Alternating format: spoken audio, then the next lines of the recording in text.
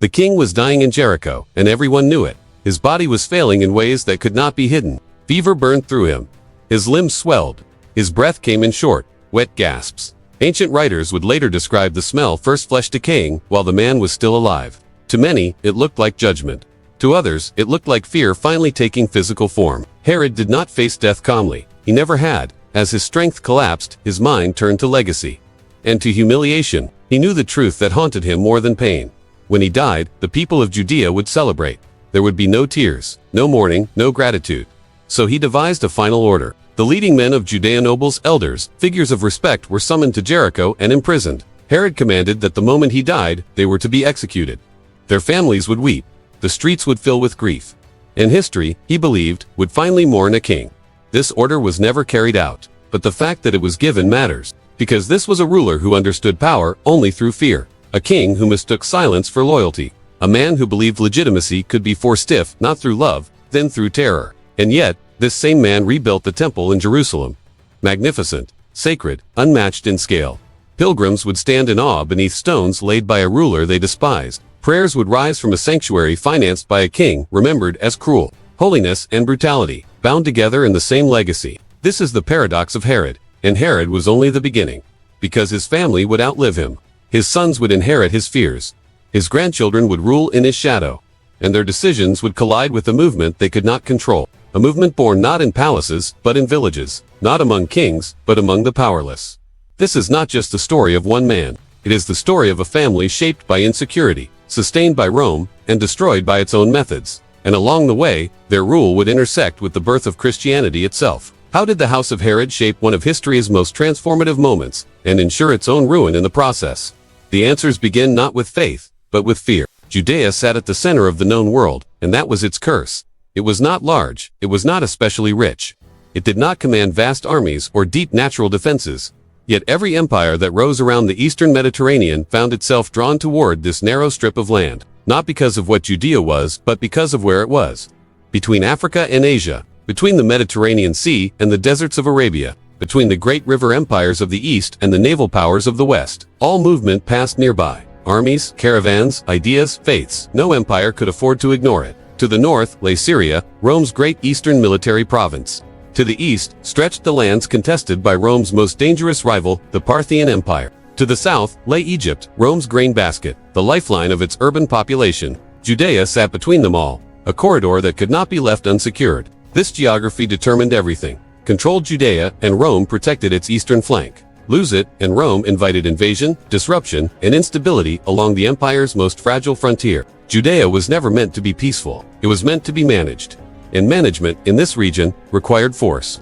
For centuries before Rome arrived, Judea had already known conquest. Egyptians, Assyrians, Babylonians, Persians, Greeks. Each empire had come, imposed order, extracted loyalty, and moved on only to be replaced by another. The land remembered occupation as a recurring condition, not an exception. But Rome was different. Rome did not merely conquer. It systematized. It stabilized borders. It demanded predictability. Taxes paid on time. Roads kept open. Revolts crushed quickly and decisively. Rome's concern was not belief or identity. It was control. And Judea was difficult to control. Not because its people were uniquely violent, but because their loyalties ran deeper than politics. Judea was bound together by law that claimed divine origin. A covenant that predated Rome by centuries. A God who was not local, not negotiable, and not represented by statues that could be carried away. This created a fundamental problem. Rome tolerated many religions. It absorbed them easily. Local gods could coexist with Roman authority, so long as they did not challenge it. Temples could stand. Priests could serve. Rituals could continue. But Judea's God demanded exclusivity. There were no images, no emperors elevated to divine status, no sacrifices offered to human rulers. Loyalty to Rome could be performed outwardly, but ultimate authority belonged elsewhere. This tension never went away. Rome understood this, and Rome adapted. Rather than rule Judea directly at first, Rome experimented with distance, with intermediaries, with kings who were not quite kings, client rulers. The Romans called them rex sociursulae kings. They governed their own territories, enforced Roman interests, collected taxes, suppressed rebellion, and maintained order. In return, they received legitimacy, military backing, and survival. On paper, it was elegant. In practice, it was dangerous. Because the client king stood between two forces that could not be reconciled. Rome demanded obedience, efficiency, and results. The local population demanded legitimacy, tradition, and respect for sacred law. Failure on either side could be fatal, and Judea offered no margin for error. To rule here was to absorb pressure from every direction, from Rome's governors in Syria, from rival dynasts watching for weakness, from priestly elites guarding religious authority, from ordinary people burdened by taxes, memory, and resentment. This was not a kingdom, it was a pressure cooker. The Parthians made it worse. To the east, beyond the Euphrates, Rome faced an enemy it could not easily defeat. The Parthian Empire was not centralized like Rome. It was aristocratic, decentralized, and highly mobile. Its cavalry could strike deep and vanish. Its nobles shifted allegiance when it suited them. Its politics were opaque and unpredictable. Rome had already suffered humiliation here. Roman legions had been annihilated in Mesopotamia, eagles captured, commanders killed. The eastern frontier was not secure, it was contested. Judea lay close enough to matter. Any instability in Judea created opportunity. Any rebellion could invite Parthian intervention. Any power vacuum could be exploited by forces Rome did not control. As a result, Rome watched the region closely and reacted swiftly. This meant that local rulers were never trusted completely. Client kings were useful, but disposable. Rome rewarded loyalty, but only so long as it was useful. A king who failed to control his population was a liability. A king who grew too independent was a threat. Survival depended on constant demonstration of usefulness. And nowhere was this more true than in Judea. Here, even minor unrest carried symbolic weight. Protests at the temple were not just protests, they were challenges to authority grounded in divine law. Refusal to pay taxes was not merely economic resistance, it was theological defiance. Claims of prophetic authority carried political implications Rome could not ignore. Every spark risked becoming a fire. And Rome had learned, painfully, what fires in the east could cost. So Judea was never left alone. It was monitored, pressured, reorganized. Its leadership reshaped repeatedly in search of stability that never fully arrived. This constant interference created resentment, but Rome preferred resentment to rebellion. Order mattered more than affection. Into this environment stepped Herod, but before he ruled, Judea had already been fractured by competing claims of legitimacy. Priestly families, Hasmonean rulers who combined kingship and high priesthood. Aristocratic factions aligned with different foreign powers. Loyalties were divided, not only politically, but theologically. Who had the right to rule a people chosen by God? Rome did not care about the answer, so long as the result was obedience. This was the impossible job of a Judean king under Rome. Serve the empire that guaranteed your throne. Honor a God who demanded your submission. Satisfy a population that trusted neither. Failure was almost guaranteed. Herod would understand this quickly and deeply, but his predicament was not unique. It was structural. Judea was a land where power was never absolute, where authority had to justify itself constantly, where memory of past independence lingered, even when independence was no longer possible. This created a permanent state of tension. The temple stood at the center of it all, not just as a religious site, but as an economic engine, a political symbol, and a focal point for collective identity. Control the temple, and you influence the people. Offend it, and you invited unrest. Rome knew this. So did every ruler before Herod. The problem was that the temple answered to God, not to kings. This meant that Judea could not be governed like other provinces. Roman governors could not simply impose customs.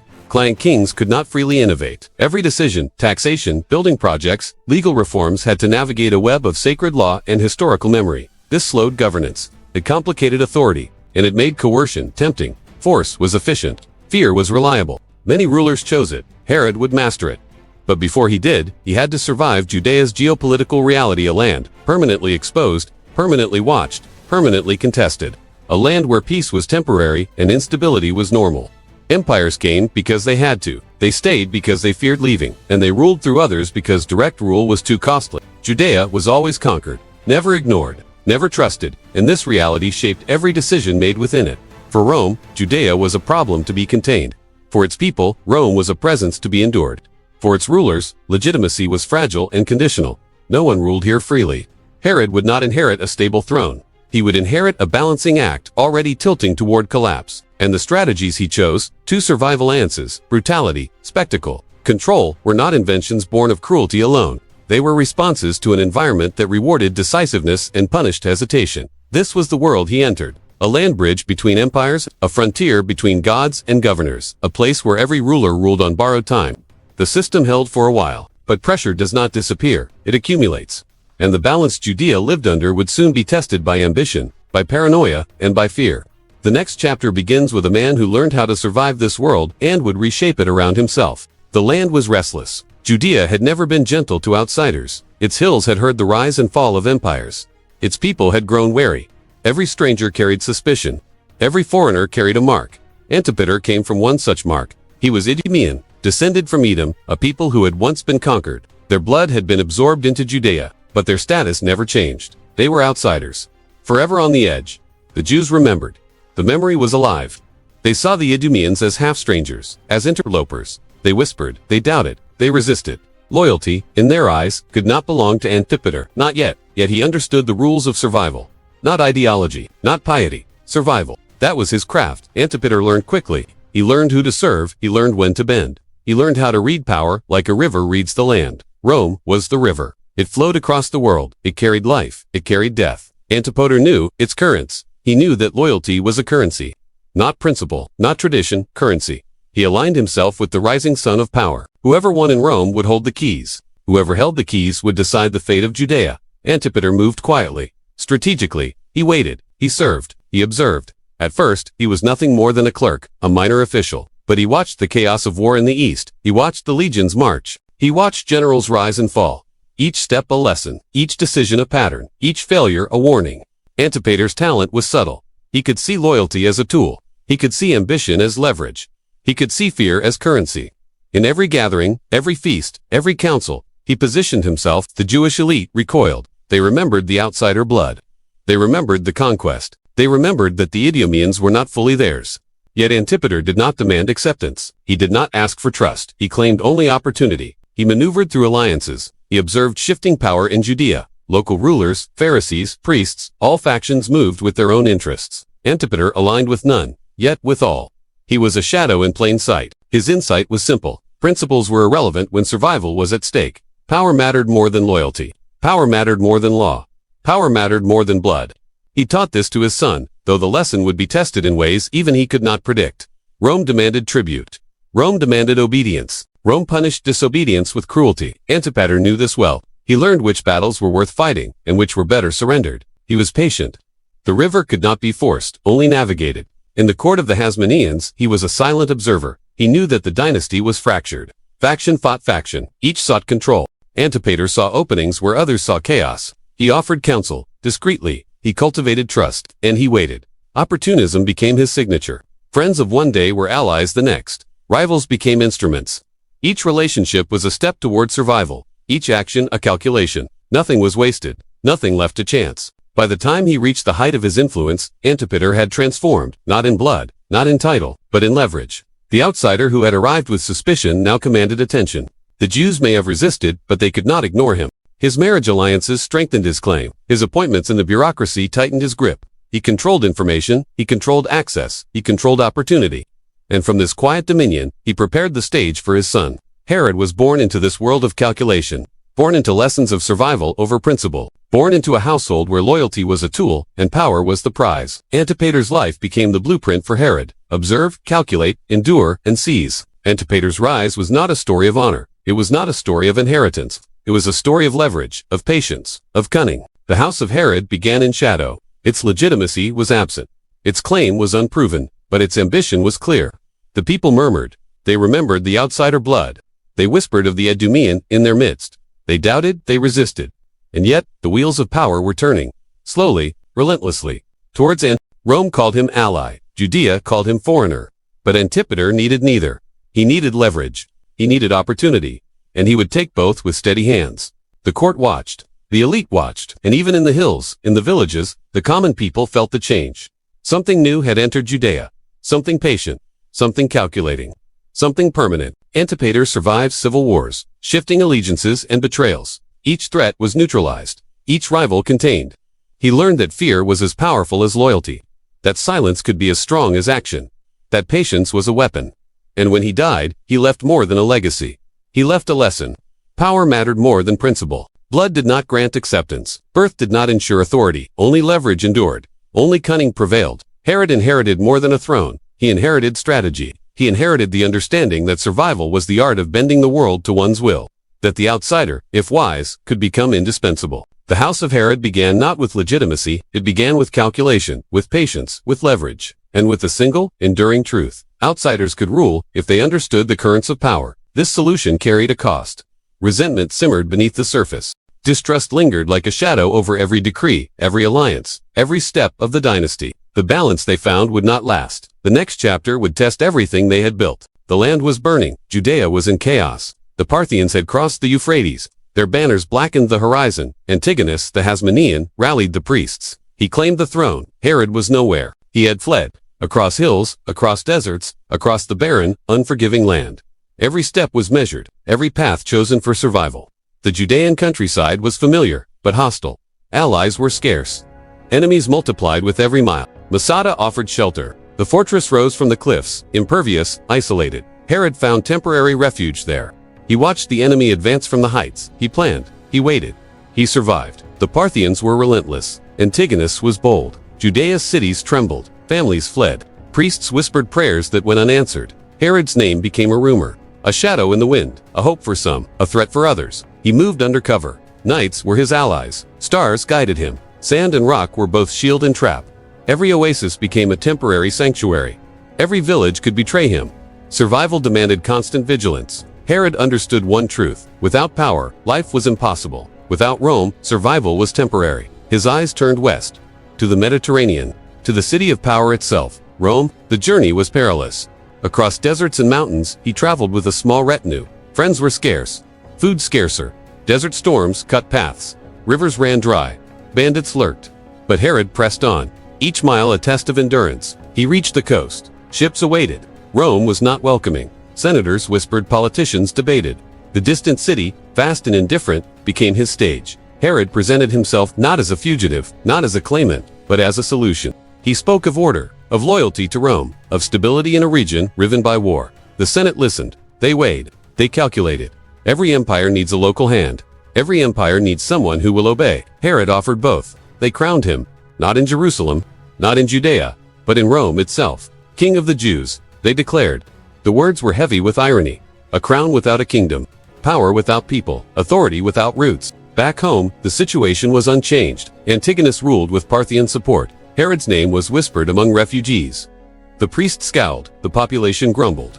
He was king in title, not in reality. Herod was not naive. He knew the gulf between decree and dominance. Rome had spoken. Rome had chosen. But Judea had its own memory, its own loyalties, its own grudges. His blood, his outsider origins, worked against him. Preparation became strategy. Allies in Rome. Coins minted. Letters sent. Networks established. Herod became an architect of influence. His authority grew in corridors, not streets. In silence, not parades. In gold, not crowds. He learned the patience of a king in exile. Months turned to years. Every message from Judea was weighed. Every rumor analyzed. Every betrayal anticipated.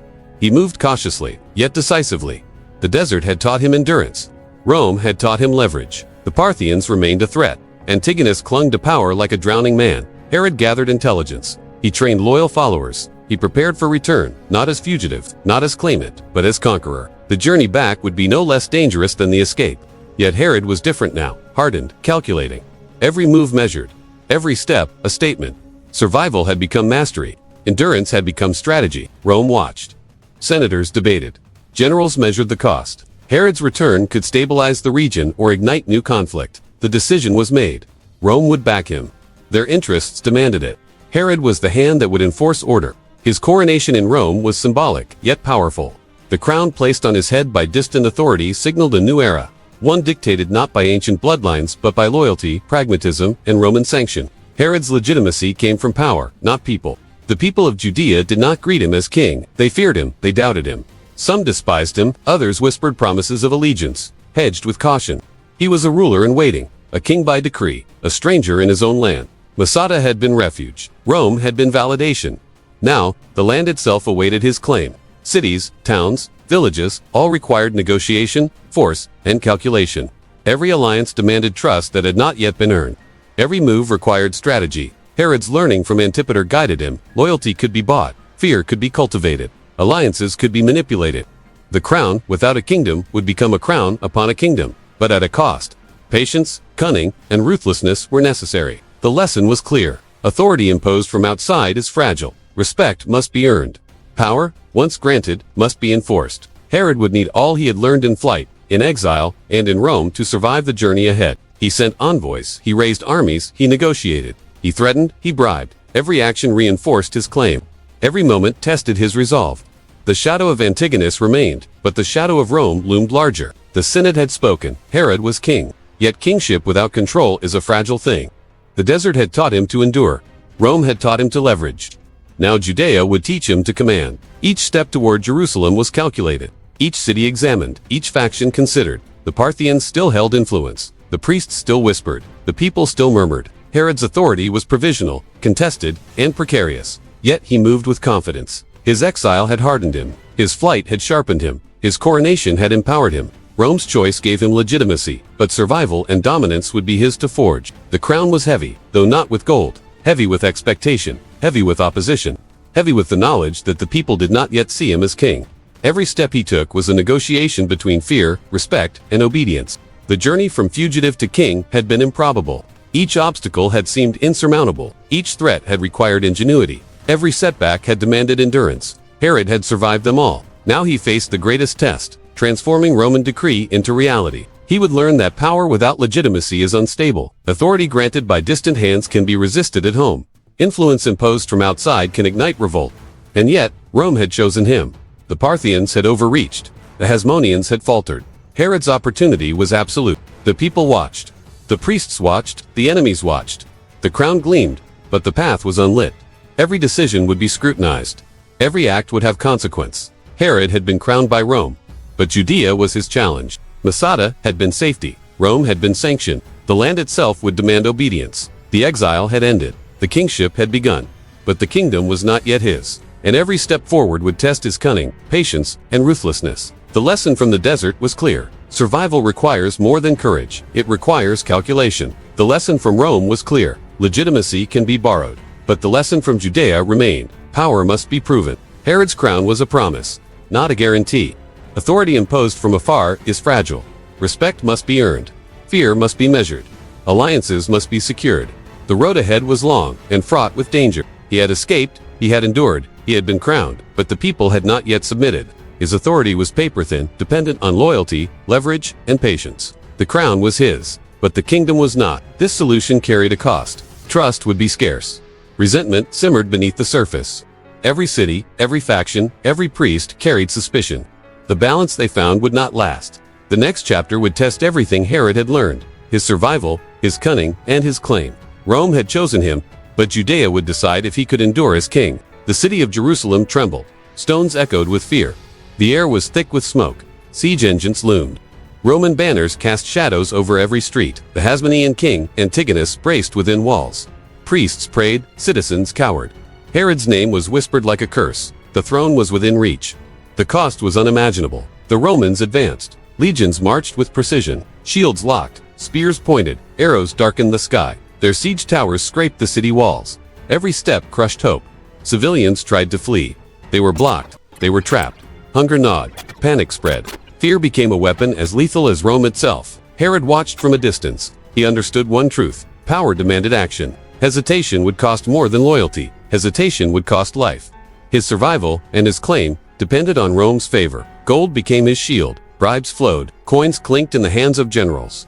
Promises whispered in corridors of command. Rome listened to gold. Gold silenced complaints. Gold spared lives. Some, not all. The massacre began. Romans entered the city. Streets ran with terror. Families vanished behind doors.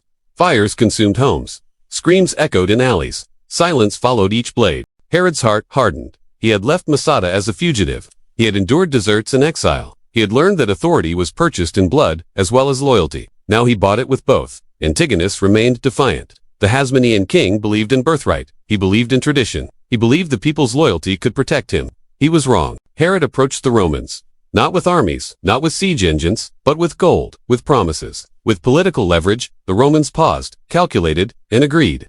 Violence was reduced, but not halted. Some paid with coins, others with lives. Every act weighed on Herod. He was both savior and executioner. Every family spared by bribery left another to perish. Every street cleared of Romans left another scorched. The city itself became a ledger of choice and consequence. Antigonus was captured. The triumph was personal and political. Herod presented the Hasmonean to the Romans. The execution was swift. The sword fell. History recorded the act, but memory carried the fear. The moral paradox settled over Herod like a shadow. He had saved parts of the city with gold. He had secured his throne with blood. He He had been both protector and destroyer. The line between ruler and tyrant blurred. Judea watched. Priests, merchants, and peasants alike saw the change. Herod was king, Rome had sanctioned him, Antigonus was gone. Yet whispers of resentment remained. The blood of family, friends, and strangers stained the streets. Herod walked the city. He saw the faces of survivors. Fear, relief, suspicion, and grudging respect. Every gaze reminded him of the cost. Power was never free. Survival was never clean. Authority demanded sacrifice. The siege was more than military strategy. It was a test of resolve. Rome demanded loyalty. The people demanded obedience. Herod demanded control. Gold bridged some gaps. Blood bridged the rest. The city's walls had fallen, but the real conquest was not over. Subjugation is different from governance. Herod had claimed the throne, but the hearts of the people were unsettled. Every decree, every appointment, every tax would be scrutinized. Herod learned the subtle lessons of fear. Loyalty could be enforced with rewards, but obedience often required intimidation. Authority imposed by sword and coin would always carry hidden costs. Suspicion lingered, like dust in the sun. The streets bore the marks of siege. The marketplaces reopened slowly. Families rebuilt homes. The temple remained sacred, yet every priest knew power had shifted. Herod's claim was absolute in law, but conditional in perception. He consolidated power carefully. Appointments to key positions went to loyalists. Advisors from Rome provided guidance. Spies reported whispers of dissent. Every move was calculated. Every alliance measured. The massacre left scars. Herod knew he had entered history as both savior and butcher. Some would remember his mercy. Many would remember his ruthlessness. The paradox was inseparable from his reign. He rewarded loyalty with wealth and title. He punished resistance with exile or death. Gold and blood became instruments of governance. Each decision reinforced his authority and reminded the people of the cost of defiance. The moral weight of conquest settled deep. Herod had inherited his father's lessons. Power above principle, survival above sympathy, leverage above legitimacy. Jerusalem tested them both, and he had passed. But at what price? The Parthians were gone, but Rome remained. Their gaze was constant, their expectations were absolute. Herod's throne was strong, but its foundation was fragile. The city's people whispered, watched, and remembered. Every household had a story of loss. Every street carried memory. Every family had a reckoning.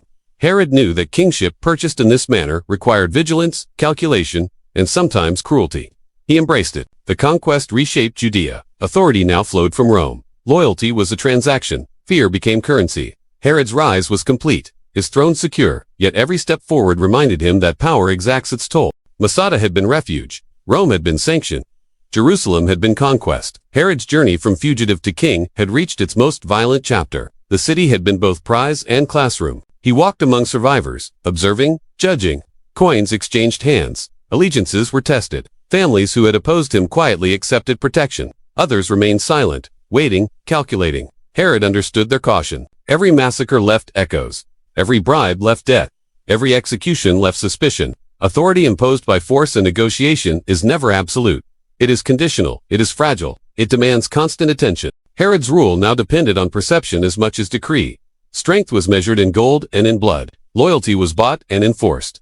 Respect was earned and feared. The paradox would follow him for the rest of his reign. The city's skyline, scarred by siege, reflected both triumph and tragedy. Towers remained standing, yet shadows lingered. Streets reopened, yet silence followed some alleys. Power had been secured. Peace had been bought. Stability remained uncertain. Herod had proven his ruthlessness. He had proven his cunning. He had proven that golden blood could shape destiny. The throne was his. The kingdom, however, remained a living, breathing challenge. Every priest, every merchant, every family knew the truth. The king, who had saved some, had destroyed others.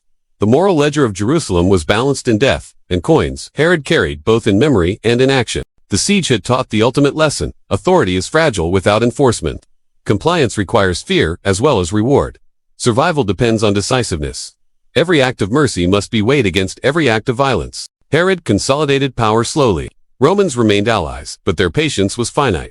The citizens remained wary, but their resistance had been broken. Antigonus was gone, yet the ghosts of massacre lingered. Herod's reign began in triumph, yet haunted by cost. Gold secured peace. Blood secured obedience. The paradox would define his kingship. He had bought the throne with both. Rome had sanctioned it. Judea had witnessed it, and the streets whispered stories that would outlast him. The lesson was clear. Power imposed without consent is violent. Authority purchased without legitimacy is temporary.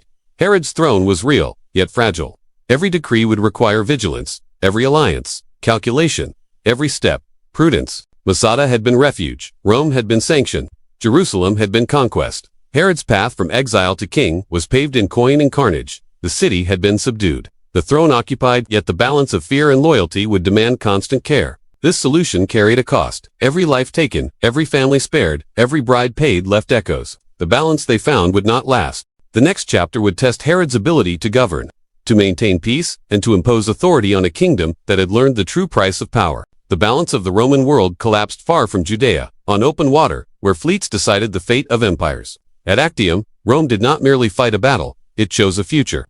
When Mark Antony lost, he did not simply lose power. He lost legitimacy, protection, and memory. For those who had built their survival around him, the consequences were immediate and dangerous. Alliances that had once guaranteed safety now marked guilt.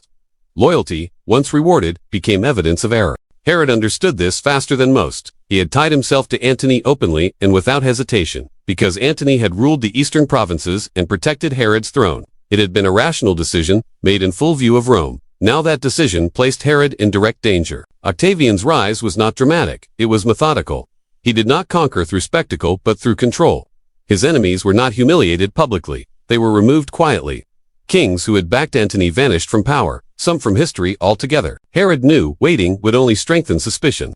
Silence could be read as defiance. Delay could be mistaken for resistance. He chose the most dangerous path available, direct confrontation. Judea waited in tense, quiet. The people watched carefully. The priests whispered behind closed doors. Everyone understood what was at stake. If Rome rejected Herod, his reign would end instantly, without appeal or explanation. Herod crossed the sea without an army and without ceremony. He traveled not as a conqueror but as a ruler whose fate was undecided. When he stood before Octavian, he did not attempt deception. That decision would shape everything that followed. He removed his crown deliberately and placed it down, not as surrender, but as acknowledgement of reality. Power, he understood, flowed from Rome. Pretending otherwise would only invite destruction. Herod spoke calmly and without apology. He admitted his loyalty to Antony openly, refusing to deny what was already known. In doing so, he rejected the usual language of excuses and fear. Instead, he reframed loyalty itself. He explained that he had served Antony faithfully because that was the duty of a client king. Loyalty, he argued, was not weakness but discipline. A man who betrayed once could never be trusted again. Then he made his offer. If he had been loyal to Antony, he would be loyal to Augustus with the same commitment, the same efficiency, and the same results. He did not promise affection. He promised reliability. Octavian listened carefully. Empires are not sustained by emotion. They are sustained by order, predictability, and control. Herod was offering all three. The decision was swift. Octavian returned the crown, not symbolically but physically, confirming Herod's authority in full view of Rome. Herod did not merely survive judgment. He emerged confirmed. Soon after, Octavian became Augustus, the first emperor and the political center of the Mediterranean world. Herod adjusted immediately. Symbols changed. Language shifted. Antony vanished from public memory. Augustus became the new axis of loyalty. Herod aligned himself completely with the new order. Public devotion followed, reinforced by private obedience. Rome rewarded this alignment with expanded authority. Herod's territory grew, not because the people demanded it, but because Rome required stability. Cities were added. Borders widened. Trade routes were secured. Herod rebuilt methodically, not for admiration, but for control. Roads connected regions. Ports regulated movement. Fortresses dominated key terrain. Geography became authority. Movement became power. Augustus watched closely. Taxes arrived on time. Rebellions did not.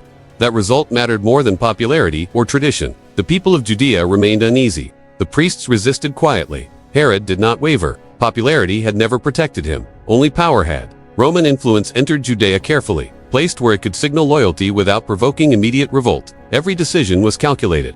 Every compromise measured. Augustus trusted Herod not because he admired him, but because Herod never pretended to be something he was not. He did not claim virtue. He delivered results. Herod survived another collapse of power, another replacement of gods, another purge of the political world. He survived the same way he always had, by selling loyalty as a weapon. Not belief, not devotion, but disciplined obedience. This solution carried a cost. Legitimacy never followed. Love never arrived. Only endurance remained. The balance he built would not last. Because loyalty purchased by power always demands payment. And the next chapter would reveal the price. Herod understood something that few rulers of the ancient world fully grasped. Power that lives only in memory dies quickly. But power that is poured into stone can outlive both hatred and love. By the middle of his reign, he no longer believed that loyalty could be secured through bloodlines, persuasion, or fear alone. What remained was permanence. What remained was architecture. Herod ruled a kingdom that did not trust him, served an empire that did not love him, and governed a land layered with sacred memory that constantly reminded the population that he did not belong to their story. He could not rewrite ancestry. He could not become Hasmonean. He could not become Davidic. But he could build, and in building, he could force himself into the landscape so deeply that removal would become impossible. Stone does not argue. Walls do not rebel. Cities do not question legitimacy. Architecture obeys. The scale of Herod's building program was unprecedented in Judea and rare even by Roman standards. This was not decoration or improvement. This was a campaign. Each project served multiple purposes at once: to impress Rome, to intimidate rivals, to control territory, and to soothe the private anxieties of a ruler who never felt safe. Herod built because he feared disappearance. His most ambitious creation rose not in Jerusalem, but along the Mediterranean coast, where Judea met the wider Roman world. Caesarea Maritima was not merely a city. It was a statement carved into the shoreline, announcing that Herod was not a provincial client king clinging to tradition, but a ruler fluent in Roman ambition and engineering. Before Herod, the Judean coast lacked a true deep-water harbor. Trade was limited. Naval presence was weak. Rome's economic influence was present, but incomplete. Herod changed this by constructing one of the greatest artificial harbors of the ancient world, using a revolutionary technology that even many Roman builders had not yet mastered: Roman concrete. This material, made from volcanic ash and lime, could harden underwater. It allowed massive structures to be poured directly into the sea. Herod imported the technology, the engineers, and the expertise, transforming a hostile coastline into a controlled port that could host fleets, merchants, and imperial officials. The harbor was named Sebastos, the Greek equivalent of Augustus, and the choice was deliberate. Every ship that entered Caesarea did so under the symbolic authority of the emperor. Every trade agreement reinforced Herod's loyalty. Every stone whispered allegiance. Caesarea Maritima was designed as a Roman city in form and function. It contained temples, theaters, bathhouses, forums, and wide streets laid out with Roman precision. At its center stood a massive temple dedicated to Augustus and Roma, elevated so that it dominated the harbor itself. This was not accidental placement. Herod was sending a message visible from the sea. Judea's king ruled by Roman favor. Rome's gods watched over this land. Resistance was obsolete. For Rome, Caesarea was proof that Herod was useful. For Herod, it was insurance. Yet the city also revealed something else. It revealed that Herod felt more secure, appealing to Rome, than to Jerusalem. He built for the empire with confidence, while building for his own people with caution and suspicion. Nowhere was that contrast more visible than in Masada. Masada rose from the Judean desert like an accusation, a sheer rock plateau, isolated, inaccessible, and unforgiving. It had been fortified long before Herod, but under his command, it was transformed into a fortress unlike anything else in the region. Masada was not built to rule, it was built to flee to. Herod filled the plateau with massive storehouses, capable of sustaining thousands for years. He installed complex water systems that captured and stored desert rainfall. He constructed palaces with frescoed walls, columned halls, and bathhouses that mirrored Roman luxury even in isolation. This was not extravagance. This was contingency planning. Masada reveals Herod's mind more clearly than any speech or decree. It shows a ruler who never believed his grip on power was permanent, who assumed that betrayal, revolt, or Roman displeasure could arrive without warning. He did not prepare for peace. He prepared for siege. Even within Masada, the architecture speaks in contradictions. Along the northern edge, Herod built a breathtaking three-tiered palace cascading down the cliff face, open to the desert air, and designed for comfort and beauty. Just steps away, he reinforced walls, storage rooms, and escape routes designed for survival. Pleasure palace and panic room existed side by side. This duality defined Herod's reign. He pursued magnificence while expecting disaster. He hosted banquets while anticipating exile or execution. He ruled while imagining his own downfall. The desert fortress was not a symbol meant for the public. It was private. It was psychological. It was the physical manifestation of paranoia stabilized by engineering. Jerusalem, however, remained unavoidable. If Caesarea spoke to Rome and Masada spoke to fear, Jerusalem spoke to legitimacy, and it was the city where Herod felt most exposed. The temple defined Jewish identity, memory, and authority. To control Jerusalem without reshaping the temple was to rule only superficially. Herod understood this. He also understood the danger. Rebuilding the temple offered him a chance to attach his name to the most sacred structure in Jewish life, but it also risked backlash, suspicion, and revolt. A foreign king altering God's house was a dangerous move. Herod approached the project carefully, publicly presenting it as restoration rather than replacement. He trained priests as builders to avoid impurity concerns. He stockpiled materials in advance to minimize disruption. He framed the project as reverence rather than ambition. But the scale betrayed the truth. The expanded temple complex was vast, dwarfing its predecessor. Its retaining walls reshaped the mountain itself. Its courtyards accommodated massive crowds. Its stones were cut with precision and transported with extraordinary effort. This was not humility. This was dominance expressed through piety. By rebuilding the temple, Herod attempted to fuse his reign with Jewish continuity, embedding himself into the sacred geography of the nation. If he could not be loved, he could at least be unavoidable. Still, even here, security never left his calculations. Fortresses surrounded the city, towers overlooked streets. Escape routes were planned, surveillance was constant. Herod did not trust the city he rebuilt. Across his kingdom, similar patterns repeated. Fortresses like Herodium, Machaerus, and Alexandrium dotted the landscape, each positioned strategically to control territory and suppress rebellion. Herodium, in particular, reflected Herod's obsession with legacy. Built as an artificial mountain, visible for miles, it housed palaces, gardens, and eventually his tomb. Herod attempted to sculpt immortality itself. He reshaped hills, he redirected water, he imposed geometry on wilderness. Nature became another subject to command, another force to be organized and contained. But architecture can preserve memory without preserving affection. The people benefited materially from many of these projects. Trade increased, employment expanded, infrastructure improved, roads connected regions, cities flourished. Yet emotional distance remained. Herod's buildings inspired awe, not loyalty. They demonstrated competence, not belonging. Stone could not erase blood. As Herod aged, the contradiction sharpened. His kingdom appeared stable, prosperous, and powerful, while his personal life descended into suspicion, executions, and isolation. The walls grew higher, the fortresses grew stronger, trust grew thinner. He had built what he could control. What he could not build was peace within himself or acceptance among his people. In the end, Herod's architecture achieved its purpose. His cities endured. His fortresses remained.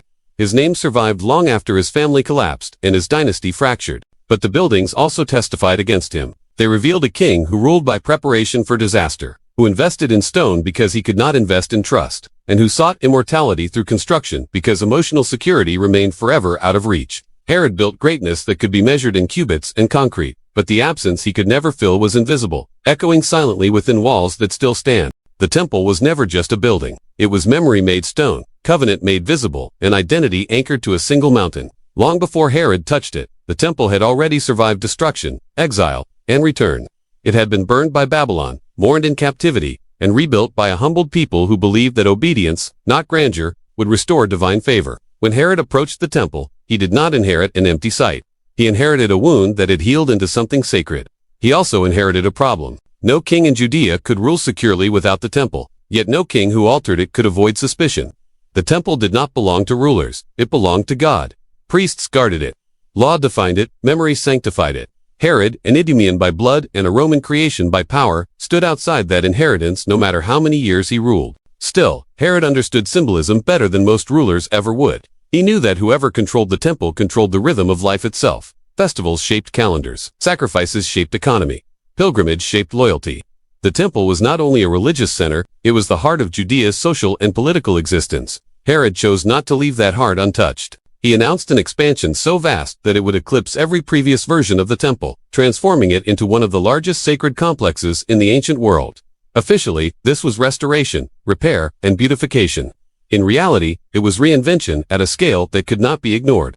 The project began with the mountain itself. The Temple Mount was not naturally large enough to support Herod's vision, so he decided to change geography. Massive retaining walls were constructed to extend the platform outward, creating a flat expanse capable of holding enormous courtyards and structures. Stones weighing tens of tons were cut with precision and fitted without mortar. They seemed so tight that even centuries later they would remain locked together. This was engineering as domination. The scale of the stones was deliberate.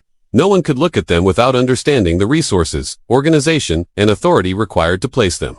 Each block was a silent declaration that this king could move mountains, both literally and politically. Above these foundations rose marble colonnades, broad plazas, and gleaming surfaces designed to reflect sunlight so intensely that ancient observers described the temple as blinding from a distance. Gold adorned gates and structures, catching the sun and turning worship into spectacle. From afar, the temple appeared almost otherworldly, a man-made mountain crowned with divine brilliance. Herod had built God a palace, but palaces are controlled spaces, and here, the contradiction emerged. The temple complex was divided into zones of access, each increasingly restricted, and each enforced not only by religious law but by architecture and inscription. The court of the Gentiles, newly expanded and monumental in scale, allowed non-Jews to approach closer to the sacred center than ever before. This outward openness reflected Herod's Roman sensibilities and his desire to present Judaism as compatible with imperial order. Yet this inclusion came with limits carved into stone. Warning: inscriptions were placed at key thresholds, written in Greek and Latin, declaring that any Gentile who crossed beyond a certain boundary would be responsible for their own death. These were not symbolic warnings. Roman authorities themselves recognized the temple's right to enforce them. Thus, the temple invited the world while threatening it. Herod had created a sacred space that mirrored his rule, expansive, impressive, inclusive in appearance, but brutally enforced at its core. The inner courts, reserved for Israelites and priests, remained tightly controlled, governed by ritual purity laws that Herod publicly respected. He avoided entering forbidden spaces, delegated construction oversight to priests where necessary, and took care to present himself as a servant of tradition rather than its master. But control does not always require physical presence. The temple economy was vast. Sacrificial animals were bought and sold. Currency exchange was required for offerings. Taxes flowed continuously, including the temple tax imposed on Jewish communities far beyond Judea's borders. Pilgrimage festivals brought enormous crowds whose movement, security, and behavior had to be managed. Herod ensured that this entire system operated under royal supervision. Appointments of high priests became political decisions rather than purely religious ones. Loyalty mattered, cooperation mattered, stability mattered. The priesthood, once hereditary and insulated, increasingly found itself entangled with royal favor and Roman oversight. The temple stood, but it did not stand free. For the elite, the expanded temple represented pride and visibility. For priests aligned with power, it offered influence and security. For Rome, it demonstrated that Judea could be monumental without becoming rebellious. For peasants, the experience was different. The grandeur of the temple did not eliminate the burden of taxation. In many ways, it intensified it. Agricultural labor supported not only families but sacrifices, festivals, and royal projects. Coin flowed upward while subsistence remained fragile. The same king who rebuilt God's house also demanded revenue to sustain fortresses, cities, and armies. The sacred and the political became inseparable at the level of survival. Worship now existed inside a structure that reminded the poor daily of distance, hierarchy, and control. The temple inspired awe, but it also reinforced inequality. God appeared closer than ever in space, yet further than ever in access. Herod's temple unified heaven and earth, architecturally, but socially it widened divides. The psychological impact was profound. For some, the temple symbolized renewal after centuries of humiliation. For others, it symbolized collaboration with foreign power. For traditionalists, the scale felt excessive, dangerously close to Hellenistic excess. For pragmatists, it was proof that Jewish identity could survive within empire. All were correct, and all were trapped inside the same structure. Herod himself embodied the contradiction more than anyone. He publicly honored the God of Israel while dedicating cities to Augustus. He rebuilt the temple while executing priests and scholars who threatened his authority. He presented himself as protector of tradition while reshaping it to fit imperial reality. He did not destroy the temple, he domesticated it. The temple became a space where God was worshipped, but also monitored. Where sacrifice was offered, but also taxed. Where law was followed, but also enforced by soldiers stationed nearby. The sacred mountain was ringed with towers, garrisons, and surveillance routes. A holy site ruled like a fortress. This tension did not explode during Herod's lifetime. His control was too tight, his reprisals too severe, his intelligence network too efficient. But pressure does not disappear simply because it is contained. It accumulates. The temple that Herod built would outlast him, but it would not remain neutral. It would become the focal point of resistance, reform, revolution, and ultimately destruction. The very scale that made it glorious would make its fall catastrophic. Herod did not live to see that end, but his fingerprints remained on every stone. By rebuilding the temple, Herod forced himself into the story of Jewish worship forever. By ruling it, he ensured that future generations would debate whether he was benefactor or betrayer, restorer or corrupter. He had built God a palace, but he had also wrapped it in walls of power. He had brought heaven closer to earth, but he had also reminded earth who held the keys. And in doing so, Herod ensured that the temple would never again be just a house of prayer. It would be a battlefield of meaning, where faith, politics, and identity collided beneath gold-covered stones that reflected both divine light and human ambition. Power had given Herod survival, territory, and longevity, but it had never given him legitimacy. That absence followed him into every room, every court, and every decision. No matter how many cities he founded or alliances he secured, his origin remained unchanged. He was still an Idumean, ruling a Jewish kingdom by Roman permission. That fact could not be erased by architecture or loyalty to empire. It could only be softened by blood. Mariamne carried that blood. She was Hasmonean, descended from the priest kings who had once liberated Judea from foreign rule and ruled with both political authority and sacred legitimacy. Her lineage connected directly to the memory of independence, resistance, and divine favor. Where Herod represented adaptation and survival under empire, Mariamne represented continuity with a past many Jews still revered. Her marriage to Herod was not a romantic decision. It was strategic, symbolic, and necessary. By uniting with Mariamne, Herod attempted to graft himself onto a dynasty that predated Rome's influence entirely. The union was meant to silence doubt, stabilize the throne, and reconcile the population to a king they had never chosen. But blood does not submit quietly. Mariam never fully accepted Herod's authority, and she never concealed her awareness of her own superiority in lineage. Herod felt this acutely. What he desired in Mariamne was not merely affection or companionship, but absolution. He wanted her presence to legitimize him in the eyes of the people, and, more importantly, in his own mind.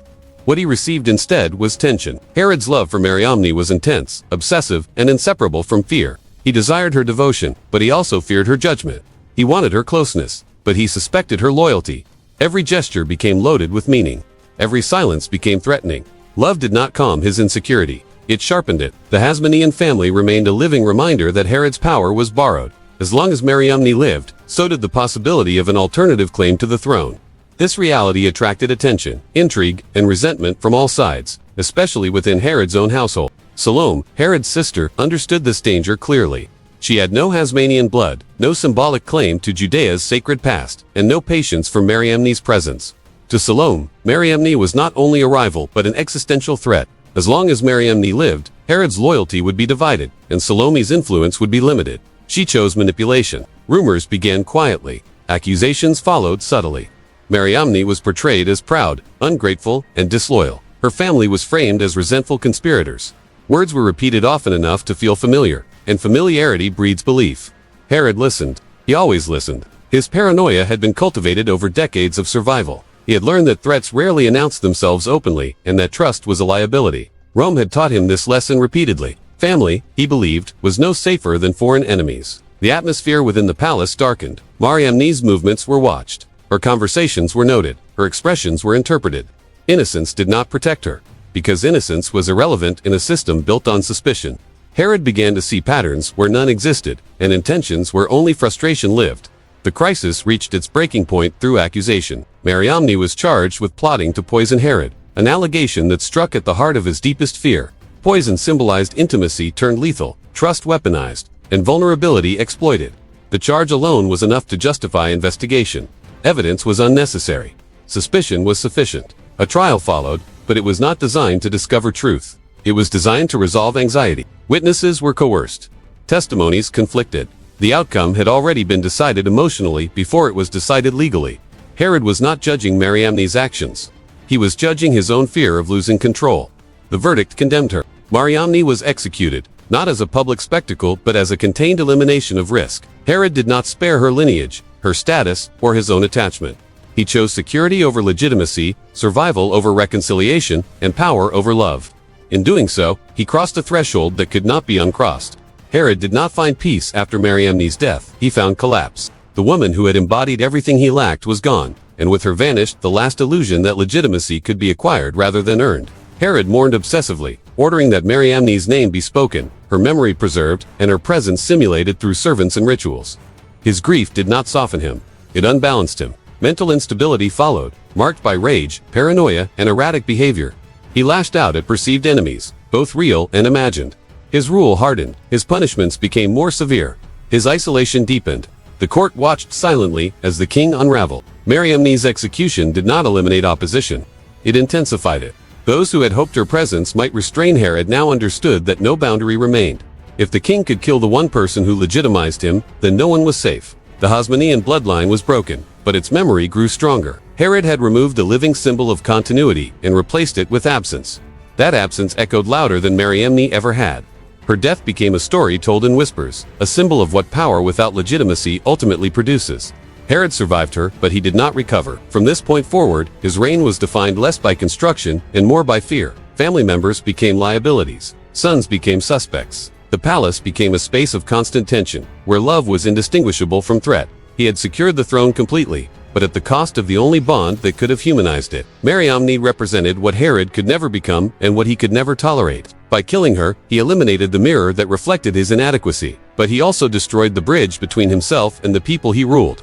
Herod's power endured, but his legitimacy died with her. This was the moment when survival stopped being enough. The king remained, but the man fractured, and the consequences of that fracture would soon extend beyond the palace walls, turning inward against his own blood and outward against the fragile stability he had spent a lifetime constructing. Herod had killed the one thing that could have saved him, and in doing so, he ensured that the final chapters of his reign would be written, not in stone or gold, but in blood. By the time Herod's sons reached adulthood, the kingdom they inherited was already poisoned. Not poisoned by weakness or external threat, but by fear that had hardened into policy. Power had taught Herod how to survive Rome, rivals, and revolts, but it had never taught him how to trust. That failure became catastrophic inside his own household. Alexander and Aristobulus were not ordinary princes. They were sons of Mariamne. Through her, they carried Hasmonean blood, the lineage that Herod had eliminated yet could never replace. In the eyes of the people, these young men represented something Herod never could: continuity with a sacred past untainted by Roman sponsorship. Their very existence unsettled the court. They were educated in Rome, raised with refinement, and presented as heirs who might reconcile the dynasty with the population. Augustus himself viewed them favorably, seeing in them a potential stabilizing future for Judea. What Rome considered an advantage, Herod experienced as a threat. Legitimacy frightened him more than rebellion. Alexander and Aristobulus did not need to plot. They did not need allies. Their blood alone made them dangerous. Every conversation they held could be interpreted as conspiracy. Every complaint could be reframed as sedition. Every show of confidence could be read as ambition. Herod watched them constantly. Their mother's execution had already fractured the family, and resentment lingered openly. The sons did not hide their bitterness. They remembered Mariamne. They remembered how she died. They understood who ordered it. The palace became divided into camps. At the center of that division stood Antipater, Herod's eldest son by a different wife. He lacked Hasmonean blood, but he possessed something just as powerful: proximity to his father's fear. Antipater understood Herod's psychology intimately. He knew that survival depended on reinforcing paranoia, not calming it. He began to whisper. Alexander and Aristobulus, he suggested, despised their father. They mocked him privately. They spoke of revenge. They resented his authority. These claims were impossible to disprove, and therefore effective. Herod listened, as he always did, not because the evidence was strong, but because the fear felt familiar. Suspicion hardened into investigation. Herod summoned Roman officials, advisors, and prosecutors. This was not a domestic family dispute. It became a legal process shaped by imperial expectations. Trials were held in Berytus under Roman oversight, transforming paternal anxiety into judicial procedure. The sons were accused of treason. They denied it. Witnesses contradicted each other. Evidence remained circumstantial, but truth mattered less than control. Rome valued stability above justice, and Herod framed the case as a matter of public order rather than personal conflict. Augustus hesitated. He understood Herod's usefulness, but he also recognized excess when he saw it. Executing heirs was destabilizing, not stabilizing. For a moment, restraint seemed possible. Herod was encouraged to reconcile. The sons were temporarily spared. The reprieve changed nothing. Inside the palace, hostility intensified. Surveillance increased. Guards multiplied. Conversations were monitored. Trust evaporated entirely. Alexander and Aristobulus lived as prisoners with titles, aware that any gesture could be fatal. Herod interpreted their anxiety as confirmation of guilt. The second trial came swiftly. This time, the outcome was predetermined. The charges were reaffirmed. Roman approval was secured. Legal formality provided moral cover. Herod did not kill his sons in rage. He killed them through process. Alexander and Aristobulus were strangled. Their deaths were quiet, efficient, and final. No public mourning followed. No monuments were built. The dynasty consumed its own future without ceremony. The Hasmonean line ended not with rebellion, but with suffocation. Herod remained king. He had eliminated rivals, neutralized legitimacy, and asserted absolute control. Yet the victory brought no relief. Instead, it deepened the pattern. If sons could become enemies, then no relationship was safe. Antipater watched carefully. He had succeeded in removing his rivals, but success bred exposure. His influence grew, and with it, scrutiny. The same manipulative instincts that had served him now attracted suspicion. Herod's fear had no loyalty. It turned eventually on everyone. Antipater himself was accused of plotting to poison the king. The irony was complete. Herod authorized another investigation, another trial, another execution. This time, the victim was the son who had survived by manipulation rather than blood. Antipater was condemned and executed shortly before Herod's own death. The dynasty had devoured itself entirely. Rome observed with unease. Augustus reportedly remarked that it was safer to be Herod's pig than his son, a bitter acknowledgement of how ritual law protected animals more reliably than royal blood protected heirs. The statement was not a joke. It was an indictment of unchecked power. Herod had achieved total security. No rival remained. No heir challenged him. No lineage threatened his authority. Yet the cost was irreversible. His household was empty. His name was associated with fear rather than continuity. His kingdom was stable only because it was exhausted. Power had transformed family into liability. The lesson was now complete. Herod's survival strategy, perfected against external threats, had consumed his internal world. What began as adaptation ended as isolation. What began as calculation ended as tragedy. The dynasty still stood, but it stood hollow. The next chapter would confront the final outcome of this logic, as Herod's body failed. His mind fractured further, and Rome prepared to divide what remained of his kingdom. Nothing he had built could protect him from that end, and nothing he destroyed could save his legacy. Herod's reign, defined by fear, architecture, and murder, now confronted the problem that no fortress, no wall, and no palace could resolve. Destiny, it arrived quietly at first, carried by foreign travelers who crossed deserts, seas, and mountains in search of a single answer. The Magi appeared in Jerusalem, scholars and astrologers guided by a star whose light did not bend to any king, and whose presence challenged every assumption Herod had built his authority upon. Their question was simple, yet impossible to ignore. Where is the King of the Jews? The words pierced him with the clarity that only truth, unfamiliar and inconvenient, could deliver. Herod, who had eliminated sons, rivals, and even his own wife to secure a throne, now confronted a challenge that existed entirely outside his control. The child was neither his creation nor his adversary in conventional terms. Yet the implications were unmistakable. This was a king not appointed by Rome, not sanctioned by law, not inherited through marriage or alliance. This was a king who existed by divine calculation and cosmic will. Herod's reaction was methodical, but driven by the same paranoia that had governed his entire life. He summoned the Magi, inquired about the child's location with controlled interrogation, and sought intelligence that could eliminate uncertainty. Every detail mattered. Every movement mattered. Information was a weapon. Knowledge could be converted into action.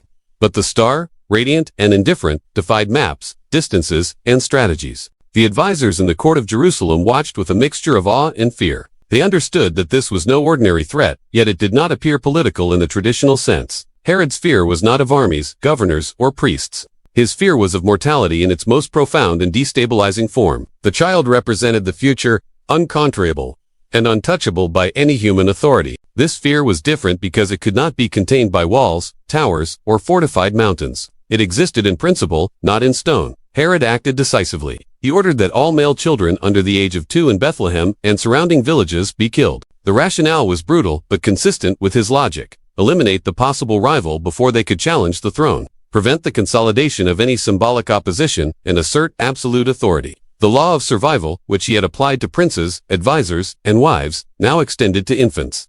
Innocence did not confer protection. Bloodline did not matter. Potential legitimacy, however remote, was enough to justify execution. The massacre of the innocents marked the final extension of Herod's reign of fear. Soldiers moved systematically through villages, fulfilling orders with efficiency and ruthless precision. Families were destroyed, households extinguished, and futures erased. Herod, from the palace, received reports detailing compliance. There was no hesitation, no remorse, in command only the cold affirmation that power required preemption. Yet, in executing this crime, Herod confronted an immutable paradox. His actions demonstrated total control over what could be controlled, yet they also revealed the limits of his power. The child he sought to eliminate was never located, never confirmed, and in the end, destiny proved resistant to human violence. This failure, silent and invisible, underscored the central tension of his reign. Authority over people and infrastructure could be absolute, but authority over fate, divine will, and historical trajectory could not be purchased, built, or murdered into submission. Herod's fear, cultivated over decades, reached its apogee. His paranoia had consumed family, loyalty, and morality, yet it remained insufficient to master history. No fortress, palace, or city could protect him from the inevitability that some power exists beyond calculation. The king, who had moved mountains, redirected rivers, and reshaped geography, now confronted the one domain immune to human design. The kingdom he had fortified with walls and enforced with blood remained vulnerable to a concept, a child, and a star. Rome observed cautiously, but remained distant. Augustus, who had sanctioned Herod's rule and benefited from his loyalty, understood that the king's actions, while horrifying, maintained the superficial stability of the province. Yet even Roman pragmatism could not condense morality, destiny, or consequence into calculable terms. Herod's fear was total, but his understanding incomplete. Stability was physical. Legitimacy, spiritual and moral, remained inaccessible. The aftermath of the massacre did not produce calm. Herod remained alert, vigilant, and anxious. He conducted reviews of intelligence, reinforced fortifications, and maintained oversight of every court, tax collection, and supply route. The child remained elusive, the star undimmed, and the knowledge that some events are beyond control haunted him daily. Herod had mastered kingdoms, cities, fortresses, and fortifications. Yet the lesson became painfully clear. Absolute power over men cannot grant mastery over destiny. Herod's final years were defined by this contradiction. His life was a catalogue of successes purchased with fear and violence, yet it remained haunted by what he could not destroy. Every city he built, every palace he fortified, and every son he executed now existed in tension with a reality he could not bend. The star had illuminated a limit that neither loyalty, force, nor blood could erase.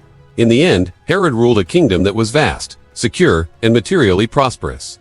But it was a kingdom that he could never fully dominate emotionally, morally, or spiritually. Fear controlled his subjects, but fear could not protect him from history, nor from the memory of the children whose lives he had extinguished in the name of survival. Power had reached its zenith and its limit simultaneously. Herod's final crime was both the culmination of his reign and the revelation of its ultimate futility. He had killed to secure a throne, yet the true threat was never tangible. He had murdered to prevent a kingdom from rising, yet the kingdom he could not kill was the one that existed in the imagination, in hope, and in divine providence. The child represented what power cannot suppress, destiny itself. The lesson was immutable and bitter. A kingdom built on fear may endure for a time, but it cannot control the currents of history, the will of God, or the unfolding of human aspiration. Herod had tried to dominate every visible enemy, but he could not dominate the invisible. He could not kill a kingdom not built on fear. And in that truth, his entire reign found both definition and limitation. Herod's final days were marked by the convergence of mortality and paranoia, an entanglement of the body's decay with the mind's obsessive control.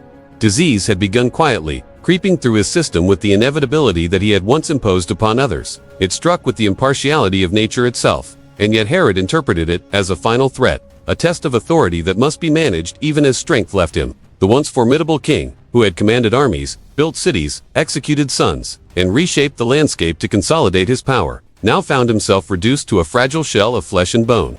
His body was attacked by pain and fever, by rotting limbs and unending discomfort, while his mind remained vigilant, calculating, and cruelly active. Herod did not accept weakness, and he did not accept decline, and he confronted both as he had confronted every enemy, with orders, with control, and with preemptive violence. In his final hours, Herod issued decrees that reflected the patterns of his life. He ordered the execution of a number of prominent Judean nobles, men whose influence, wealth, and proximity to the throne could become sources of disorder the moment he died. He imagined a succession without obstacle, a kingdom cleansed of ambition that might challenge the dynasty or Rome's favored arrangement. The nobles were selected not because of guilt, proven or action taken, but because of potential disloyalty, potential defiance, potential danger. The king's fear now superseded the law, morality, and precedent, and his orders were executed with the same precision he had demanded in life. Yet in this, a subtle fracture emerged. Salome, his sister, and the same woman who had once manipulated him against Mariamne, refused to obey fully. She recognized the cruelty, the futility, and perhaps the moral corruption of these last commands, and she exercised judgment in defiance of the dying king. Her disobedience created the first cracks in a system that had always relied upon absolute fear to maintain order. Herod's physical decline accelerated rapidly. The symptoms were horrific: swelling, ulcers, gangrene, and relentless fever. Pain dominated his existence, eroding what was left of dignity and comfort. Yet even in this extremity, he clung to control. Advisors, physicians, and servants hovered constantly, attending to both need and command. The palace, once a theater of architecture, display, and strategic surveillance, became a stage for suffering. Every chamber echoed with the echoes of commands, fear, and whispered conversation. Even in near death, Herod's presence dominated the space, a shadow of authority clinging to the remnants of life. The palace, the fortresses, and the cities he had built seemed to observe the weakening of their master, a silent witness to the mortality that architecture, gold, and terror could never prevent. The king's final decisions blended obsession, legacy, and cruelty. He worried about the stability of Judea after his death. He worried that his sons, the survivors of a dynasty devoured by fear, might still prove dangerous. He worried about Rome, and he worried about the people who might celebrate his passing. In the mind of Herod, death was not an end, but another battlefield, a challenge to maintain authority beyond the grave. He dictated instructions for the handling of his body, for the arrangements of the funeral, and for the immediate consolidation of his successor's power. He planned displays of wealth and power even as his flesh decayed, a testament to the way he had ruled. Ostentation enforced by terror. The funeral itself became an event designed to impress, awe, and warn. Herod's body was embalmed and displayed in a manner intended to communicate the scale of his life and the breadth of his authority. Precious metals, luxurious garments, and ceremonial rites marked the transition from life to death, ensuring that the spectacle of power would outlive the man. The procession moved through Jerusalem and beyond, accompanied by guards, nobles, priests, and crowds whose awe was mixed with relief. The king, who had dominated the land for decades, left a landscape imbued with both admiration and fear, a physical and psychological imprint of authority that would shape Judea long after his absence. Across the kingdom, reaction was complex but unmistakable. Relief pervaded the population, a response cultivated over decades of brutality. Subjects recognized that Herod's death ended the immediate threat of arbitrary violence, of suspicion-driven executions, and of the unpredictable wrath that had defined their lives. Yet relief was tempered by acknowledgement of his achievements, his infrastructural projects, his fortresses, and his ability to maintain a semblance of stability in a region defined by conflict. The legacy of Herod was therefore dual. He had governed through terror, yet he had also created cities, roads, harbors, and architectural marvels that persisted beyond the fleeting human lifespan. The people of Judea, who had been oppressed by fear, now had the capacity to reflect on a ruler whose impact was as permanent as it was oppressive. Rome, observing from afar, interpreted Herod's death as both opportunity and cautionary tale. Augustus had maintained a client king who was fiercely loyal, administratively competent, and terrifyingly effective. Yet even the emperor recognized the dangers inherent in such concentration of power, the volatility of a system based entirely on fear, and the human consequences that could disrupt imperial interests. Herod's death created the need for careful succession, the potential for internal instability, and the opportunity for Rome to assert authority more directly if the new arrangements failed. The king had been useful, but he had also been dangerous. His passing marked a transition in the relationship between Judea and the imperial center, a shift that required delicate management to preserve continuity while preventing disorder. In the palace and across the kingdom, memory of Herod's actions persisted immediately and intensely. Stories circulated of the massacres, the executions of sons, the manipulation of loyalty, and the orchestration of violence against both the powerful and the powerless. These narratives would evolve into cautionary tales, moral exemplars, and historical lessons, yet they were rooted in immediate experience. The awareness that life under Herod had been defined by unpredictability, surveillance, and the ever-present possibility of death. The king had constructed cities and monuments to endure. Yet these stones and walls could never alleviate the human cost that defined his reign. Power, Herod demonstrated, could secure territory, resources, and control, but it could not erase the consequences of fear and cruelty. Herod's death also marked the culmination of a reign in which legitimacy had never fully accompanied authority. He had relied on Rome for confirmation, manipulated lineage through marriage and murder, and ruled a population that often regarded him as an outsider. Architectural marvels, fortresses, and palaces had projected permanence, but they could not replace the trust and reverence that traditional kingship might have generated.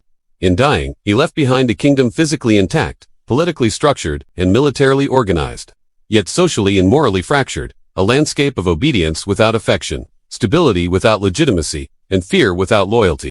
These contradictions would shape Judea's political, religious, and cultural development long after the king's body had decayed. Herod's death did not bring the relief many had hoped for. Instead, it revealed the fragility of the system he had spent a lifetime constructing, a system maintained by fear, surveillance, and ruthless elimination of threats. The king had left behind monuments, cities, and fortresses that would endure for generations. Yet he had left no unifying principle capable of sustaining authority once he was gone. The mechanisms of control he had perfected depended entirely on his presence, his paranoia, and his capacity for violence. With Herod gone, those mechanisms began to falter immediately, and the vacuum of power became apparent. His sons, Archelaus, Antipas, and Philip, emerged not as heirs whose authority was self-evident, but as actors inheriting a legacy of fear, mistrust, and unlegitimized power. Each was positioned differently within the kingdom, their territories delineated by Roman decree, yet their titles did little to mitigate the instability created by the absence of a singular, absolute ruler. Rome, wary of unrest yet keen to maintain influence, intervened to determine succession, imposing structure upon a landscape already primed for chaos.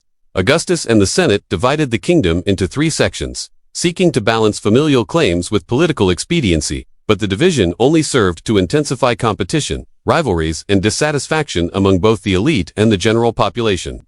Archelaus, granted Judea proper, along with Samaria and Eduma, assumed the most prestigious title, ethnarch rather than king, signaling both authority and limitation. Antipas received Galilee and Perea with the title of Tetrarch, a designation that carried nominal independence but ultimately reaffirmed Roman oversight. Philip, the least contentious of the brothers, was given the northern territories, including the remote and largely peaceful regions, areas that presented fewer immediate political challenges but limited opportunity for influence or wealth. The division, calculated for stability, instead highlighted the vulnerabilities inherent in the system. Authority had been concentrated in one individual, and now it was fractured among three, none of whom possessed the combination of fear, cunning, and ruthlessness that had defined their father's reign. Almost immediately, Archelaus's rule faced challenges that revealed the limitations of inherited fear. Judea, long governed under a regime in which suspicion, execution, and surveillance had suppressed opposition, erupted in rebellion as peasants, priests, and elites recognized the absence of the king, who had enforced terror with singular authority.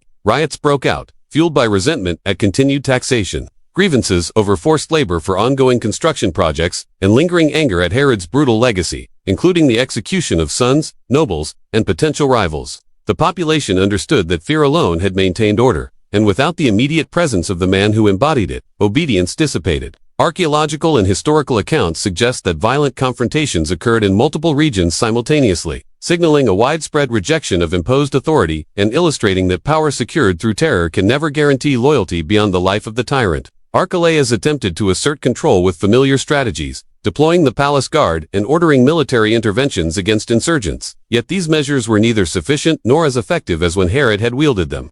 The rebels, emboldened by the king's absence, challenged not only taxation and labor obligations but also the very structure of governance imposed by Rome and continued by Herod's heirs. This unrest demonstrated a fundamental truth that Herod had never been able to resolve. Authority built on fear could command obedience, but it could not create legitimacy, trust, or voluntary allegiance. Rome, observing from afar, recognized that the division of the kingdom had created more problems than it solved. Augustus understood that while the allocation of territories among Herod's sons maintained the appearance of order, it failed to prevent large-scale unrest in Judea proper, where Archelaus ruled. Reports of rebellion, destruction of property, and defiance of officials prompted the emperor to consider direct intervention, balancing the need to assert Roman authority with the desire to allow client kings to manage local affairs. Rome's response was pragmatic. Punishment was swift, symbolic, and brutal. Crucifixions were deployed in strategic locations across Judea to demonstrate the consequences of defiance, a grim reminder that while Herod's successors might lack his personal terror, Rome itself could enforce order when necessary. The spectacle of crucifixions served multiple purposes. It punished insurgents, warned potential rebels, and reinforced the continued presence of external authority. Yet these measures also intensified resentment among the population, as Roman methods, however efficient, reminded them that their subjugation remained absolute. The cycle of rebellion, suppression, and imposed control demonstrated that Herod's strategies had relied on a combination of personal intimidation and political skill, neither of which could be replicated by his heirs or by imperial intervention alone. Antipas and Philip, while more distant from the immediate crises of Judea proper, were not immune to challenges. Local elites, recognizing the absence of a dominant ruler, tested boundaries of authority, resisted taxation, and negotiated autonomy in ways that had been impossible under Herod's constant scrutiny. Philip's territories, largely peaceful, nonetheless required careful administration, as the allocation of resources, maintenance of infrastructure, and management of population movements could easily ignite discontent if neglected. Antipas faced similar pressures, with the added complication that Galilee and Perea bordered territories under rival siblings and subject populations who had expectations shaped by Herod's precedent. Each brother had inherited not merely land but the consequences of a reign that had enforced compliance through terror, and each had to navigate the delicate balance between asserting authority and avoiding the outbreak of rebellion that had already engulfed Judea proper. The division of Herod's kingdom also created enduring political fragmentation. Decisions that had been centralized in the person of a single ruler now required negotiation, compromise, or unilateral assertion by one of the brothers. In practice, this meant that local governance became inconsistent, legal interpretation varied, and taxation policies were unevenly applied. Priests, local officials, and military commanders quickly recognized the opportunity to exploit rivalries, playing one brother against another to increase influence and wealth. Herod's meticulous coordination of administration, supply lines, and surveillance collapsed without his presence to enforce compliance. The result was a kingdom more chaotic than before, where inherited power failed to translate into effective governance and where the appearance of authority masked underlying instability. Religion remained another point of tension. The temple, rebuilt by Herod with unparalleled grandeur, continued to serve as the symbolic and practical center of Jewish life, yet the succession had altered its political dynamics. Archelaus, now ethnarch, needed the support of priests to maintain influence, but his authority was tenuous, dependent on both local cooperation and Roman approval. Ritual oversight, appointment of high priests, and control over offerings became arenas of negotiation and subtle conflict, reflecting that even sacred institutions could not provide stability in a kingdom fractured by succession. The population's religious loyalty was now complicated by political instability, illustrating the limits of Herod's achievements in securing legitimacy alongside fear. By the end of the first months following Herod's death, it was clear that his strategies, though successful in consolidating power during his lifetime, had left no durable foundation for governance beyond his presence. The sons had authority, titles, and armies, yet they lacked the singular combination of terror, cunning, and political acumen that had characterized their father. The resulting chaos demonstrated that a kingdom built on fear, surveillance, and elimination of rivals is inherently fragile once the person who embodies that system is removed. Herod's legacy persisted physically in cities, fortresses, and architectural marvels, but socially, politically, and morally, the kingdom was destabilized. Rebellion, Roman intervention, and local intrigue ensured that the post-Herodian era would be defined by fragmentation rather than continuity, by instability rather than obedience. Herod's death had therefore achieved neither the peace nor the stability that monuments and fortresses might suggest. The sons divided the kingdom, yet the division itself provoked conflict. Authority fractured, the population resisted, and Rome intervened to impose order by the only means that remained effective: coercion and execution. In this way, the lesson of Herod's reign was reinforced and inverted simultaneously. Power had concentrated in one man, enforced by fear, and maintained through violence. But the removal of that man revealed the ultimate fragility of such a system. The kingdom survived in form, yet collapsed in cohesion. The structures he built endured, yet the human landscape that had sustained them unraveled. The reign of Herod had ensured order only through personal domination, and once that domination ended, the consequences were immediate and catastrophic. The story of Archelaus, Antipas, and Philip illustrates that Herod's death did not preclude the narrative he had begun. It did not bring closure, peace, or reconciliation. It produced conflict, uncertainty, and rebellion. A cycle that highlighted the limitations of fear-driven authority and the necessity of legitimacy in governance. The division of the kingdom, sanctioned by Rome, was intended to stabilize the region, yet in practice, it created new pressures, rivalries, and opportunities for resistance. The sons inherited titles, territories, and military structures, but they also inherited the consequences of a regime that had prioritized survival over trust, calculation over morality, and fear over loyalty. Herod's death had ended the reign of a tyrant, but it had also inaugurated an era of uncertainty, where the very strategies that had defined his power became the source of disorder. Ultimately, Herod's death produced chaos, not peace. The sons ruled as figures of authority in name only, constrained by inheritance, Roman oversight, and the fragile loyalties of a populace that had survived decades of oppression. The legacy of the king persisted in stone, in architecture, and in fear. Yet it failed to produce the stability that his personal presence had enforced. The consequences of dividing the kingdom among Archelaus, Antipas, and Philip would resonate for decades, as Judea struggled with rebellion, political fragmentation, and the enduring shadow of a ruler whose methods could not be replicated and whose authority could not be inherited. The death of Herod and the subsequent division of his kingdom thus exemplifies the central paradox of his life. Power achieved through terror may endure temporarily, but it leaves behind a system incapable of sustaining itself. Once the tyrant is gone, a kingdom fractured, unstable, unstable, unstable, unstable, unstable, and unstable, unstable, and unstable, and unstable, but unstably, and unstable, and unstable, in cons, in kinler, in kinlak, in can, pintin, pullin, ben, and bent, in pin, pon, and with, and sit, but slut without the bow, on of and with poet up, we whistle up, but stuff da ha, bohos. Ba ha wiska ba puaka o sanawa hotka we wisakuru peslamuasa and pesapukmid osa if no was so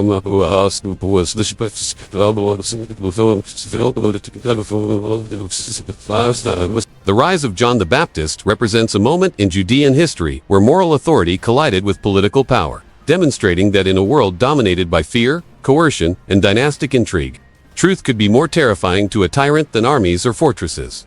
John's message, simple yet profound, challenged not only the ethical foundation of Herod Antipas's rule, but also the very legitimacy of his personal and political choices, casting a moral light upon a regime built upon calculation, insecurity, and the imitation of grandeur. In the region of the Jordan, John began preaching repentance, calling people to ethical reflection, ritual purification, and the renunciation of corruption, yet his voice carried political weight far beyond the ordinary reach of a prophet. By condemning Herod's marriage to Herodias, John struck at the nexus of private ambition and public authority, exposing the illegitimacy of a union that was not merely scandalous in religious terms, but strategically destabilizing, drawing attention to the arrogance and miscalculation of Antipas's reign. His denunciations were not idle criticisms. They threatened the foundations of rule by highlighting the moral inconsistencies upon which political authority had been constructed, showing that even a ruler backed by armies, fortresses, and imperial favor could be shaken by the persistent truth of conscience and custom. Herod Antipas, for all his caution and political skill, faced a challenge unlike any military threat or diplomatic complication. John's moral authority resonated with the people in a way that dynastic prestige could not replicate. He drew crowds from Judea and beyond, followers who recognized in his voice the embodiment of ethical consistency and religious authenticity, a figure whose condemnation was rooted not in ambition or gain, but in principle and truth. For Antipas, this was an intolerable threat, because moral authority has the power to undermine obedience, to erode the psychological leverage that fear and surveillance depend upon, and to reveal the emptiness of image when confronted with conscience. The people, drawn to John, began to question the legitimacy of Antipas's rule, not through overt rebellion initially, but through a subtle erosion of respect, compliance, and psychological dominance, demonstrating the enduring power of moral courage even in a society long habituated of authority. The imprisonment of John at Machaerus, a fortress perched high on a cliff, illustrates the intersection of physical control and moral challenge. Machaerus was not simply a prison, it was a statement of power, a fortress intended to isolate, intimidate, and contain, to place a human voice of opposition behind walls where it could do no harm. Yet within these walls, John's influence persisted, amplified rather than diminished. His reputation, his unwavering condemnation of Herod's marriage, and the clarity of his ethical stance reached beyond stone and distance, circulating among the people and reminding the rulers that moral authority cannot be contained by architecture or fear alone. The fortress itself, a monument to security and coercion, paradoxically highlighted the fragility of Antipas's control, showing that even the most formidable human structures cannot suppress the influence of truth when it resonates with collective conscience. Herodias, whose personal ambitions intersected with political calculation, understood the power of John as a direct threat to her influence over the ruler. Her hatred was not born solely of jealousy or personal resentment. It was strategic, recognizing that John's voice undermined the legitimacy of her marriage, exposed the ethical compromises upon which her husband's authority rested, and mobilized public perception in ways that could not be countered through ordinary political maneuvering.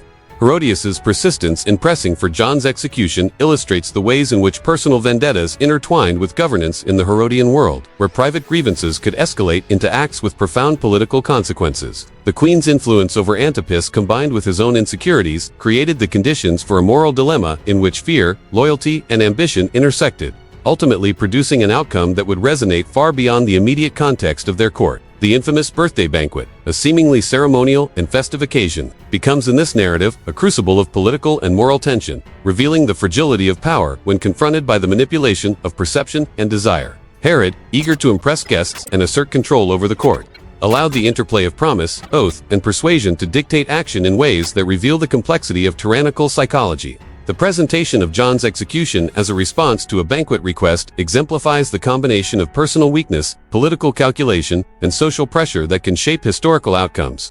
In this moment, the moral challenge posed by John intersected with Antipas's obsession with appearance, fear of dishonor, and susceptibility to influence, resulting in a decision that would immortalize both John's ethical courage and Antipas's moral failure. The execution of John the Baptist, carried out at the behest of Herodias and formalized through the constraints of social expectation and oath-keeping, illustrates a paradox central to the dynamics of power, that tyrants, even those who command armies, fortresses, and imperial favor, can be profoundly vulnerable to truth and moral authority when it exposes the ethical contradictions upon which their authority rests. John's death did not eliminate his influence. It transformed him into a symbol, a martyr whose authority became immeasurably greater after death than during life. The psychological and social reverberations of the execution underscore that power derived from coercion and calculation, while immediately effective, is ultimately susceptible to the enduring resonance of ethical truth, demonstrating the limits of force when confronted by integrity, conviction, and public recognition of moral authority. The legacy of John the Baptist extends beyond the immediate circumstances of Galilee and the Herodian court. His moral power, exercised through condemnation, preaching, and the refusal to compromise, created conditions in which tyrannical authority was challenged not by force, but by principle. The events surrounding his imprisonment and execution illustrate the ways in which ethical courage can operate as a form of political leverage, shaping behavior, influencing rulers, and inspiring populations even when immediate outcomes appear tragic or unfavorable. Antipas's failure to neutralize the psychological and social impact of John's voice highlights a recurring theme in the Herodian era, that authority dependent upon fear, surveillance, and image is inherently vulnerable to challenges rooted in conscience, collective perception, and ethical clarity. Even within the court of Antipas, the execution reveals the dynamics of manipulation, obedience, and the limitations of influence. Herodias wielded her personal grievances strategically, converting private resentment into political action, while Antipas, constrained by oaths, social expectation, and his own insecurities, capitulated, demonstrating the interplay between personal weakness and systemic power. The court becomes a theater where moral authority, ambition, and fear collide, producing an outcome that resonates far beyond the palace walls. John's death, while satisfying immediate political objectives, did not eliminate the underlying challenges to Antipas's legitimacy. It exposed the fragility of his rule, the dependence on perception, and the enduring consequences of moral truth confronting temporal power. The people of Galilee, aware of the execution, responded not only with grief but with a recognition of the power of moral authority. John's voice continued to circulate among disciples, followers, and observers, forming the foundation for subsequent religious movements and ethical traditions that would outlast the Herodian dynasty itself. The execution, while intended to consolidate power, instead reinforced the idea that truth, courage, and unwavering adherence to principle possess a force that cannot be contained, imprisoned, or destroyed. In this, the events surrounding John the Baptist illustrate a broader lesson about governance, morality, and human behavior, that the structures of coercion and terror, effective as they may be in the short term, remain subordinate to the enduring influence of ethical clarity when it resonates with collective awareness. Ultimately, the story of John the Baptist and his confrontation with Herod Antipas demonstrates that tyrants, no matter how well fortified or politically adept, are constrained not only by armies and fortresses but by the enduring power of truth. The moral authority John exercised revealed the limitations of fear-driven power, the vulnerability of rulers obsessed with image and perception, and the capacity of ethical clarity to transcend imprisonment, exile, and execution. While Herod continued to govern, construct cities, and engage in political maneuvering, the execution of John left an indelible mark upon history, demonstrating that truth terrifies tyrants more than armies, endures longer than empires, and shapes events far beyond the immediate consequences of individual acts. The house of Herod shaped the world in ways they never intended. Cities rose, fortresses pierced the hills, temples gleamed with marble and gold. Yet all of it was built upon fear, suspicion, and ambition, not faith. They sought to control time, to bend history to their will. But history moved on despite their violence, paranoia, and dynastic games. Families turned on themselves, alliances shattered, and empires shifted while they clung to titles, crowns, and stones. They tried to stop history. They failed. The consequences of their reigns endured far beyond their deaths, not in glory, but in instability, rebellion, and the lessons their failures taught future rulers. Empires end on paper, but consequences ripple through generations. The Herodian dynasty, for all its wealth, power, and architectural brilliance, could not construct what mattered most: peace.